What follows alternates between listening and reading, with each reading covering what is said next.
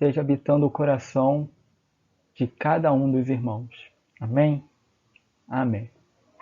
Queridos, estamos iniciando agora mais um estudo de umas das outras tantas cartas estudadas por nós, que é a segunda Tessalonicenses. Então, evidentemente, começaremos no primeiro capítulo. Antes disso, vamos nos unir em oração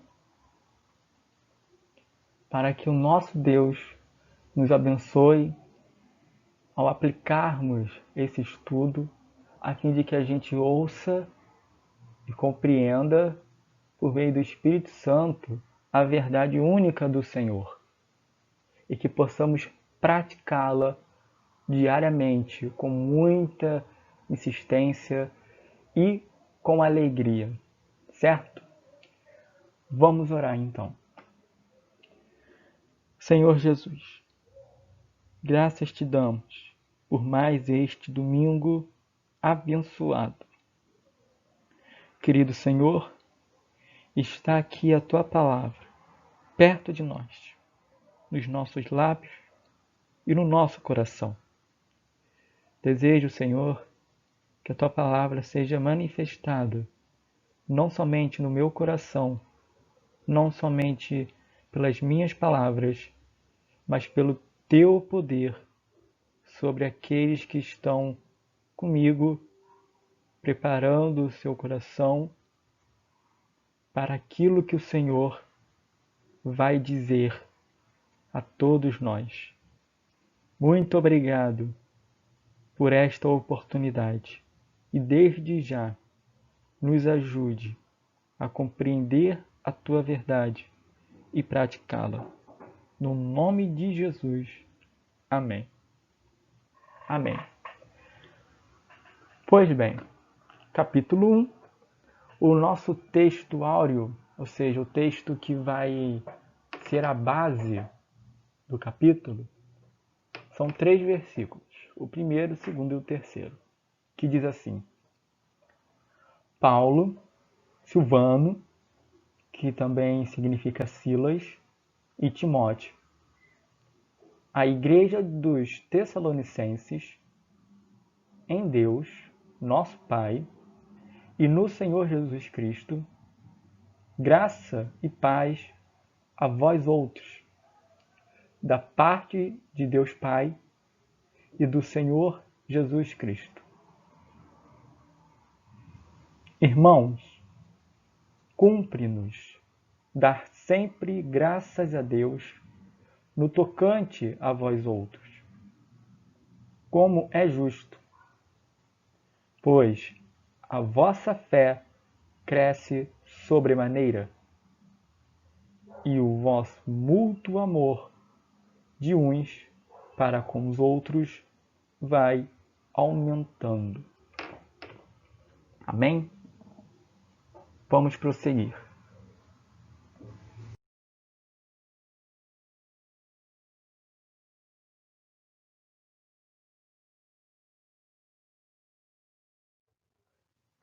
Nós vimos, então, que Paulo, Silas e Timóteo se alegram pelo bom testemunho que os irmãos tessalonicenses têm dado à Macedônia, e à Acaia. Essa alegria Paulo já manifestara na sua primeira carta aos Tessalonicenses. E Paulo ficou então tão marcado por esse bom desempenho dos irmãos que não teve problema nenhum em repetir essa manifestação alegre, satisfatória de ver que a sua obra, ajudada por Deus, que é o mentor de Paulo e mentor de todos nós, estava fazendo efeito na vida dos irmãos de Tessalônica. E isso é motivo de muita alegria também para a nossa igreja, pois a gente tem que manifestar a fé e o amor fraternal constantemente, independente de quem esteja comunhando conosco. Somos pessoas diferentes, com características próprias. Contudo, nada disso deve impedir que um ame o outro. E imaginarmos que se Paulo, Silas e Timóteo estivessem falando da nossa igreja, que ele falasse nesse mesmo tom amoroso, alegre e muito feliz. Vamos continuar. A tal ponto que nós mesmos nos gloriamos de vós nas igrejas de Deus, à vista da vossa constância e fé em todas as vossas perseguições e nas tribulações que suportais. Sinal evidente do reto juízo de Deus, para que sejais considerados dignos do reino de Deus, pelo qual, por esse reino, com efeito, estáis sofrendo. Primeira coisa que eu quero destacar aqui, o testemunho dos irmãos tessalonicenses foi tão marcante ao apóstolo Paulo, a Silas e a Timóteo, que não somente Paulo, como também esses irmãos, comentavam nas outras igrejas que eles visitavam como era a união dos tessalonicenses. Olha só que honra para os tessalonicenses servirem de padrão, de modelo para as igrejas em volta deles, para igrejas de outras regiões. Isso é muito bom imaginar quando a gente compara com hoje em dia. Vamos imaginar que alguém visitou a nossa igreja e ficou tão impressionada, vamos supor, um ano na nossa igreja. Ficou tão impressionada pelo carinho de um para com o outro, pelo amor de um pelo com o outro, pela fé nos momentos de batalha, que a gente vira comentário positivo para as outras igrejas em volta de nós, para a igreja de toda leopoldinense, vamos supor.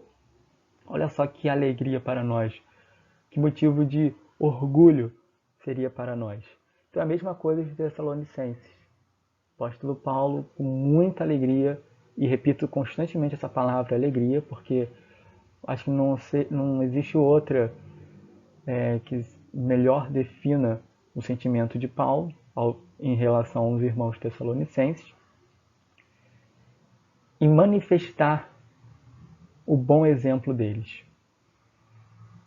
Olha só, ou no caso do meu exemplo, o nosso padrão, a nossa forma de vida, ser considerada uma vida correta.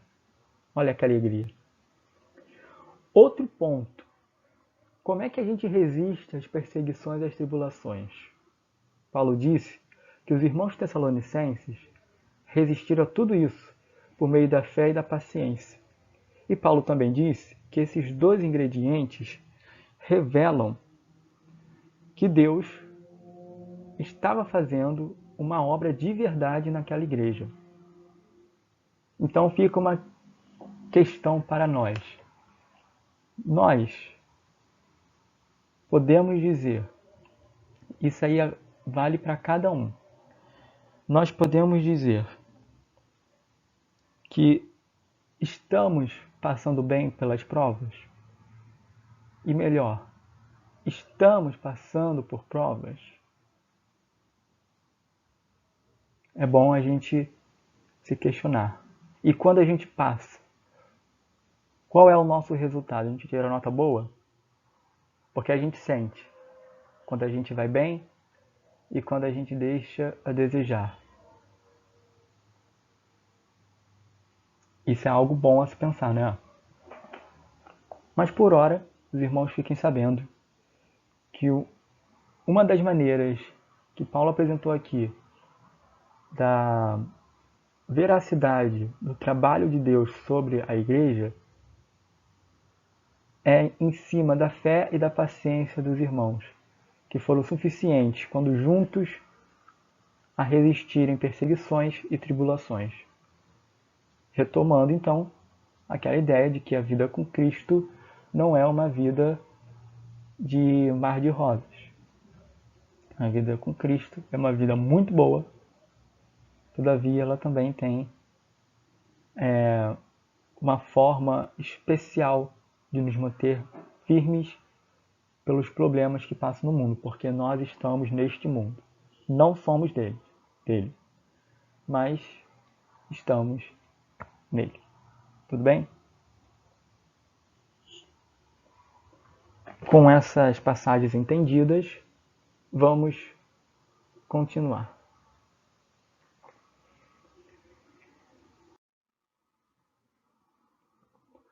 Leiamos do versículo 6 ao 10. Se, de fato, é justo para com Deus que ele dê em paga tribulação aos que vos atribulam, e a vós outros, que sois atribulados, alívio juntamente conosco, quando do céu se manifestar o Senhor Jesus com os anjos do seu poder, em chama de fogo, tomando vingança contra os que não conhecem a Deus e contra os que não obedecem ao Evangelho do nosso Senhor Jesus. Estes sofrerão penalidade de eterna destruição, banidos da face do Senhor e da glória do seu poder, quando vier para ser glorificado nos seus santos e ser admirado em todos os que creram naquele dia, porquanto foi crido entre vós o nosso testemunho.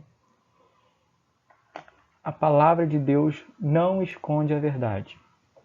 E qual é a verdade dita nesses versículos? A primeira é que Jesus retornará.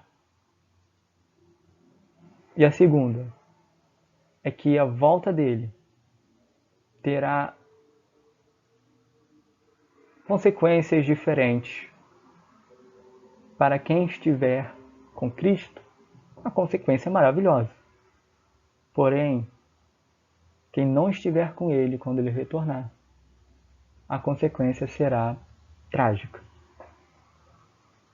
Infelizmente, nós conhecemos muitas pessoas que gostaríamos de vê-la não passando pela tragédia. Então, cabe a nós revelarmos essa verdade, sem medo, sem nos escondermos em falsos pensamentos para diminuir, atenuar o dia de Cristo Jesus. Não, meus irmãos, vamos falar a verdade. E a verdade é: haverá consequências boas para quem for digno do reino de Deus, como eu e você, e ruins para quem desprezar a existência de Deus e a sua palavra revelada. E quando eu digo a sua palavra revelada, eu também quero incluir aqueles que estão na igreja, mas o seu coração está em outro lugar. Estão na igreja, mas seu coração está no dinheiro, está no material, está na dúvida. O seu coração está em vícios. O seu coração está na terra. Mas eles continuam na igreja. Esses, se não prestarem atenção à palavra de Deus e não se converterem de seus maus caminhos, infelizmente serão contabilizados com o joio. Essa é a verdade e não tem como mudar. Ali embaixo, os irmãos podem ver que eu indiquei a leitura de Êxodo, do capítulo 11 inteiro, até o versículo 36 do capítulo 12, para exemplificar o que houve com Faraó. Faraó e os egípcios. Revela a narrativa a última praga, a mais temível. Deus protegeu aqueles que eram dele, o povo dele, e enviou o espírito de morte àqueles que não pertenciam a ele. Vai ser a mesma coisa quando Jesus voltar. Então fiquemos atentos, vigilantes. E se você acha que está com uma vida meio pra lá e pra cá, por favor, firme-se e passe adiante essa palavra.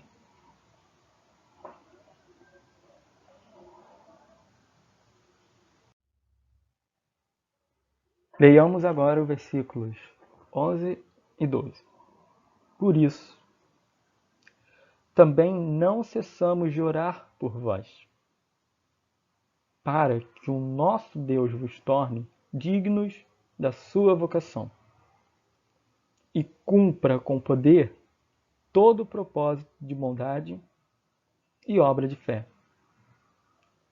a fim de que o nome de nosso Senhor Jesus seja glorificado em vós, e vós nele, segundo a graça do nosso Deus e do Senhor Jesus Cristo. A oração de Paulo, Silas e Timóteo é a mesma para os nossos dias, como ela fora nos dias dos Tessalonicenses. E a oração é que haja merecimento, embora não de forma merecida, porque a graça de Deus nos trouxe salvação, mas que o nosso desenvolvimento, por nossa parte, nos favoreça a vivermos no reino de Deus. E também pelo cumprimento da obra que vem pela nossa fé.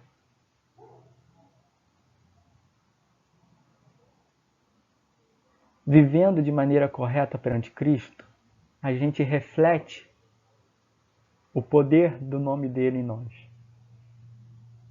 E nós somos refletidos nele.